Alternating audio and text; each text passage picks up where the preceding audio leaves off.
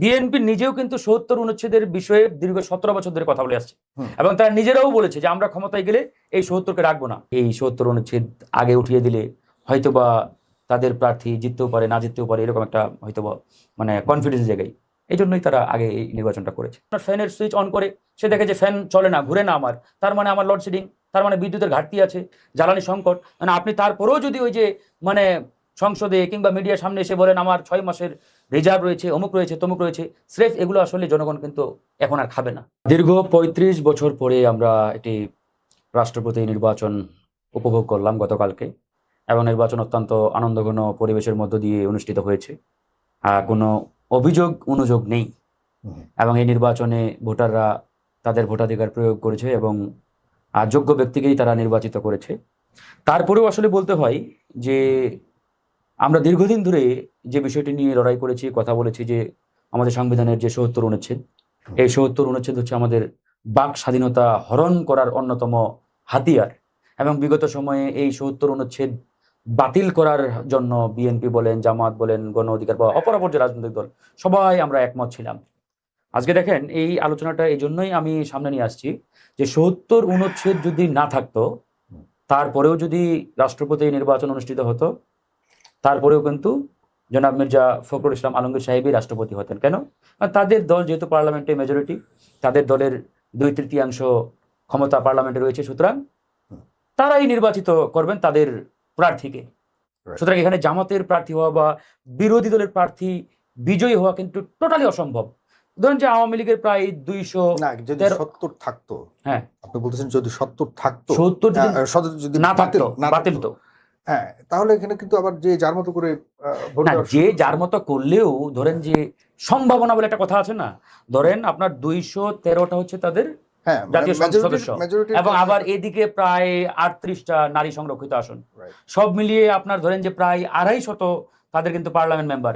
এই 250-এর মধ্যে ধরে নিলাম 100 মানে বিকল্প বা বিরোধী জোটের প্রার্থীকে ভোট দিলেন, কথার কথা বলছি, তারপরে কিন্তু 200 তাদের দলের প্রার্থীকে ভোট দিতেন। আর জামাত ইসলাম বা বিরোধী জোটের এদিকে ভোট ছিল প্রায় 90টার মতো। তো ওই দিক থেকে 100 ভোট এদিকে আসলেও কিন্তু মানে বিজয়ী হওয়ার সম্ভাবনা নাই। তো সেই ক্ষেত্রে আমি বলছি যে ৭০ অনুচ্ছেদ ছাড়াই যদি উনি জিততেন, তাহলে এই যে বিরোধী জোটের সমালোচনা করার একটা কিন্তু রাস্তা অলরেডি চালু হয়ে গেল। তারা এই সমালোচনা করছে যে ৭০ অনুচ্ছেদ থাকলে হয়তো আমাদের প্রার্থী জিততো, ইত্যাদি ইত্যাদি। তাহলে এই সমালোচনা ব্যতি রেখে আমরা কিন্তু এই নির্বাচনটাকে এনজয় করতে পারতাম। আমরা চাই যে এই নির্বাচন আগামী দিনে ইনশাআল্লাহ আমাদের বাংলাদেশের এই ডেমোক্রেটিক যে ধারা, এই ধারায় একটা উজ্জ্বল দৃষ্টান্ত হয়ে থাকুক। তারপরেও বলতে হয় যে এই নির্বাচন অবাধ সুষ্ঠু হয়েছে, এবং সরকারের উচিত বিরোধী দলকে একটা ধন্যবাদ দেওয়া। এখানে আমি দেখছি যে সরকারি দলের বা সরকারি দলের যারা বুদ্ধিজীবী সোশ্যাল মিডিয়ায় কথা বলে, এরা অনেকেই আকারে ইঙ্গিতে বিরোধী দলকে ট্রল করে। কেন করে? এই যে দেখেন এরা নিশ্চিত পরাজয় জেনেও প্রার্থী দিয়েছে। What a nonsense talking! মানে ন্যূনতম মানে কমন সেন্স যদি একটা রাজনৈতিক নেতা বা ব্যক্তির থাকে, এ ধরনের কথা বলার কথা না। আরে ভাই, ডেমোক্রেসিতে আপনার প্রতিযোগিতা থাকবে, প্রতিদ্বন্দ্বিতা থাকবে, সবাই তো জিতবে না, জিতবে একজন, কিন্তু প্রতিযোগিতা করাটাই মুখ্য। আজকে যদি বিরোধী জোট এখানে প্রার্থী না দিতেন, তাহলে কি হতো? একতরফা নির্বাচন হতো। ওই যে বিগত 35 বছর ধরে চলে আসছে না, যে একজন ব্যক্তি দ্বারাই সেই নির্বাচিত, অটো, ভোটের কোনো প্রয়োজন নাই। তাহলে এটা তো আমাদের জন্য আরো ব্যাড সিগন্যাল, ব্যাড এক্সাম্পল হয়ে থাকতো। তো সুতরাং তারা প্রার্থী দিয়েছে বিদায় কিন্তু একটা সুন্দর এক্সাম্পল সৃষ্টি হয়েছে। তা আমি মনে করি বিরোধী জোটকে সরকারের পক্ষ থেকে একটা বড়সড় ধন্যবাদ দেওয়া দরকার, যে তারা গণতান্ত্রিক এই প্র্যাকটিসে অংশগ্রহণ করেছে এবং একটা গণতান্ত্রিক ধারা নতুন করে চালু করেছে, যেটা দীর্ঘ 35 বছর বন্ধ ছিল।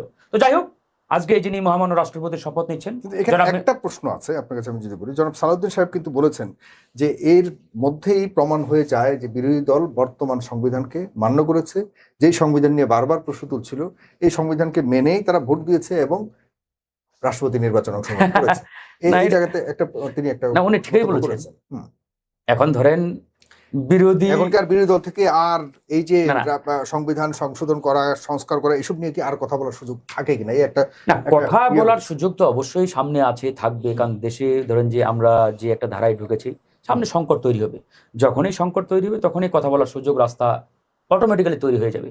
কিন্তু এখন কথা হচ্ছে বিরোধী দলকে, এই যে আমি বললাম, এ ধরনের কথা আসলে না বলাটাই উচিত। আজকে ধরেন বিরোধী দল প্রার্থী না দিলে কি হতো? তাহলে তো তাদের জন্যই আরো নেতিবাচক মানে হতো। এখন আপনারা বলছেন যে এই যে তারা সংবিধান মেনেছে ইত্যাদি ইত্যাদি, এগুলো তো স্রেফ আসলে মানে ওয়ান কাইন্ড অফ ট্রল। এখন আপনারা তো তাকে বাধ্য করছেন মানে সংবিধানের ভিতরে ঢুকতে, মানে এটা কিন্তু এক প্রকার বাধ্য করা আর কি। মানে আপনাকে আমি ট্যাবলেট ওই যে পানিতে মিশিয়ে জোর করে খাওয়াচ্ছি, আপনি খাবেন না জোর করে, মানে খাওয়ানোর মতো একটা অবস্থা। তো সুতরাং এগুলো আসলে বলা উচিত না। হ্যাঁ, তারপরেও যিনি আজকে শপথ নিচ্ছেন উনি অবশ্যই যোগ্য, দীর্ঘ আন্দোলন সংগ্রামের এক অকুতোভয় সৈনিক। হ্যাঁ, যে প্রসেসটা যাই হোক, কিন্তু এখানে একটা প্রশ্ন রয়েই যায়, যেহেতু 70 অনুচ্ছেদ প্রশ্ন বলতে কি, এটা তো আমাদের সবারই চাওয়া, এমন না যে এটা বিএনপি চাই না। অসন্তুষ্টি রয়ে যায়। বিএনপি নিজেও কিন্তু 70 অনুচ্ছেদের বিষয়ে দীর্ঘ 17 বছর ধরে কথা বলে আসছে, এবং তারা নিজেরাও বলেছে যে আমরা ক্ষমতায় গেলে এই 70কে রাখবো না। তারপরে দেখেন গতকালকে সালাউদ্দিন সাহেব কিন্তু বলেছে যে আমরা সংবিধান সংস্কার করে আগামী রাষ্ট্রপতি নির্বাচনে এই 70 থাকবে না, সে পরিষ্কার বলেছে। কিন্তু অনেকেই বলছে যে পরে কেন, এটা আগে করে তো আপনারা এই নির্বাচনটা আয়োজন করতে পারতেন। মানে প্রশ্নটা এখানে যে আপনি বলছেন আমরা এখন করব, মানে ডাক্তার 80 বার পরে রোগীটি মারা গেল, মানে বিষয়টা এরকম। তো ভাই আপনি তো আগেই করতে পারতেন, বা নিজেরা পার হবার পর। হ্যাঁ, এখানে আমার যেটা মানে বিশ্লেষণ সেটা হচ্ছে তাদের কনফিডেন্স হয়তোবা মানে কম ছিল, বা কনফিডেন্সের জায়গায় মানে ঘাটতি ছিল। তারা হয়তোবা মনে করেছে যে এই 70 অনুচ্ছেদ আগে উঠিয়ে দিলে হয়তোবা তাদের প্রার্থী জিততেও পারে, না জিততেও পারে, এরকম একটা হয়তোবা মানে কনফিডেন্স জায়গায়, এই জন্যই তারা আগে এই নির্বাচনটা করেছে। জি, বাকি রইল আপনার, যদি এই পর্বে আপনি আরেকটু বলেন, নতুন নতুন মন্ত্রীরা আবার সংযুক্ত হচ্ছে এবং বর্তমান যে মন্ত্রী পরিষদ রয়েছে এটারও কোনো ব্যর্থতা আপনি দেখেন কিনা? গত 6 মাস ধরে এই সরকার ছিল, তাদের সফলতা ব্যর্থতা নিয়ে ছোট্ট করে যদি পড়বেন। আসলে দেখেন 6 মাসে একটা মানে বাচ্চার মতো বলা যায়, 6 মাসের একটা শিশু সরকার, আর 6 মাসে আপনি চূড়ান্তভাবে সফলতা ব্যর্থতার জাজমেন্ট মানে দিতে পারেন না, বা দেওয়ার সুযোগও খুব কম। তারপরে আমি বলি এই 6 মাসে সরকারের নানান সফলতাও আছে, একই সাথে বেশ কিছু জায়গায় ব্যর্থতারও পরিচয় তারা দিয়েছে। বিশেষ করে আপনি যদি বলেন সফলতার দিকগুলো কি কি, সফলতার দিকগুলো হচ্ছে আমরা একটা মানে নতুন রাজনৈতিক সংস্কৃতি আমরা ডেভেলপ করার চেষ্টা করছি, যেটা বিগত 17 বছর আমরা পাই নাই। বিগত 17 বছর ধরে এরকম একটা ফ্রি পলিটিক্যাল এনভায়রনমেন্ট ছিল না। আপনি আন্দোলন সংগ্রাম করতে গেলে আপনাকে গুম করা হতো, ক্রস ফায়ার দেওয়া হতো, কিংবা আপনার আন্দোলনে ওপেন ফায়ার করা হতো, গুলি চালানো হতো, এগুলো কিন্তু এখন নাই। আপনি ধরেন যে নির্ভয়ে নির্বিঘ্নে একটা মিছিল করতে পারছেন, মিটিং করতে পারছেন, কেউ আপনার মিছিলে এসে গুলি চালাচ্ছে না, হামলা চালাচ্ছে না। এটা মানে আগে ওপেন গুলি চালাতে, এখন ওপেন গালিগালাজ না, এটা রোধ করতে হবে, এটা রোধ, এটা সোশ্যাল মিডিয়া। এর উপর আপনার কি অভিমত কি? অফকোর্স এটা বন্ধ করতে হবে। এটা তো যে যত কথা বলি এটা নিয়ে আমরা বিব্রত, কিন্তু এটা নিয়ে কিন্তু অনেকেই কথা বলে না।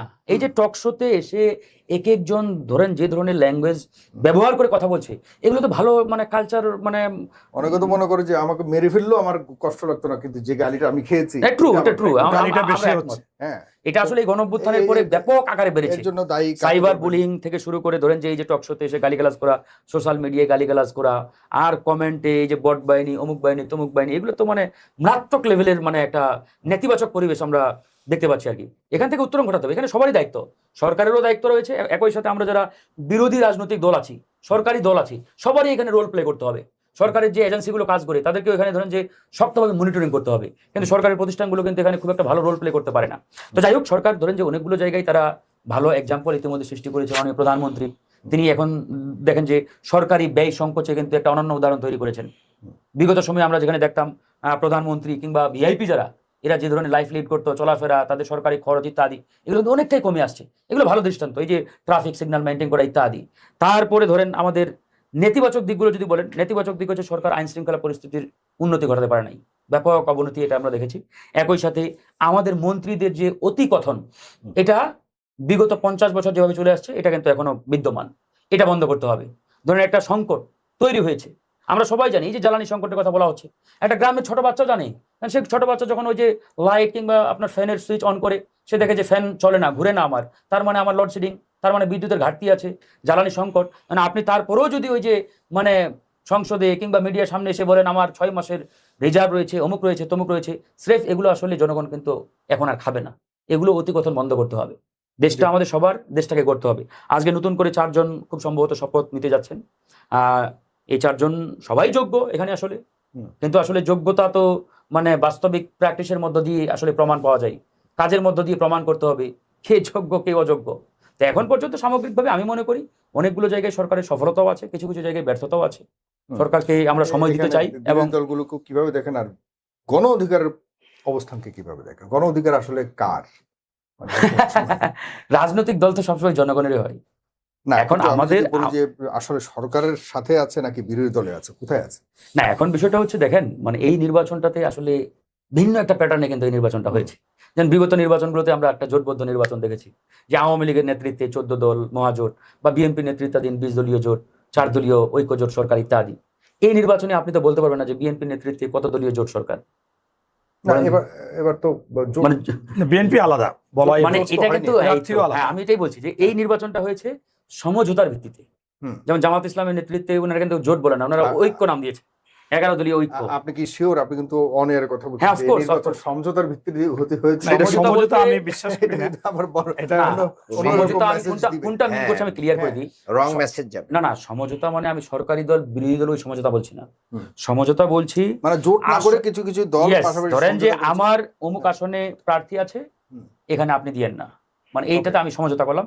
একই সাথে আমার কিছু কিছু আসনে নির্বাচনী সমঝোতা, হ্যাঁ নির্বাচনী সমঝোতা, আমার কিছু কিছু আসনে আমার নিজস্ব প্রার্থী থাকবে। আর জোটের ক্ষেত্রে আমি যদি আপনাকে 5টা আসন দিই, ওই 5টাই, আপনি অন্য কোনো আসন দিতে পারবেন না। সেক্ষেত্রে আপনারা মানে এখন বর্তমানে গণ অধিকার কার সাথে সমঝোতা করে? হ্যাঁ, আমরা বিএনপির সাথে, বিএনপির সাথে, হ্যাঁ বিএনপির সাথে, এবং আমাদের দলের সভাপতি এখন ধরেন যে বিএনপির ক্যাবিনেটে আছে, পরিষ্কার।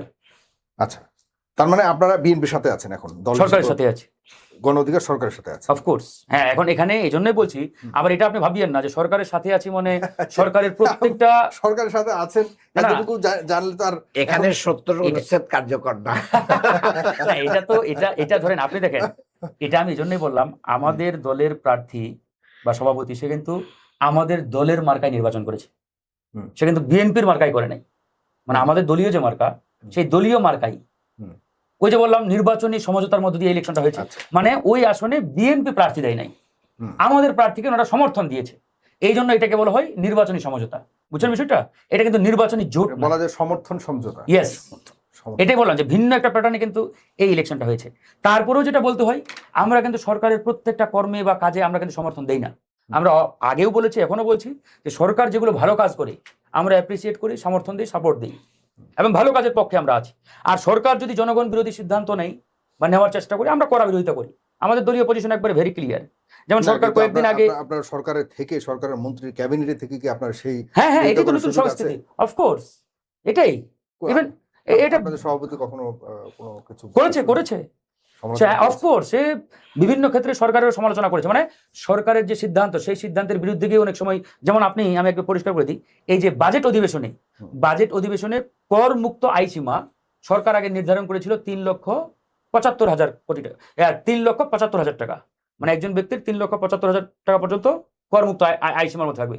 আমাদের সভাপতি পার্লামেন্টে দাঁড়িয়ে এটার বিরুদ্ধে বক্তব্য দিয়েছেন, এবং তিনি বলেছেন যে এই 2026 সালে এসে এই গ্লোবাল ইকোনমির এই যুগে এটা আসলে মানে সঠিক সিদ্ধান্ত না, এটা বাড়ানো উচিত। এবং তার কথা অর্থমন্ত্রী আমলে নিয়ে এটা কিন্তু এখন 4 লক্ষ টাকা করা হয়েছে এই বাজেটে, আপনারা নিজেরা জানেন। এখন কিন্তু আমাদের কর মুক্ত আয় সীমা কত? 4 লক্ষ টাকা। তো সুতরাং সরকারের যে আপনি প্রত্যেকটা সিদ্ধান্ত মানতে হবে বিষয়টা এমন না, যেটা জনগণের পক্ষে অবশ্যই আপনি অ্যাপ্রিসিয়েট করবেন। বিরোধী দলেরও দাবি ছিল, হ্যাঁ আপনাদেরও ছিল হয়তোবা, না উনি বলছে যে সরকারের পক্ষ থেকে করা যাবে কিনা, মানে করেছে কিনা, না আমি একটা এক্সাম্পল দিলাম, আর বিরোধী দল তো করবেই।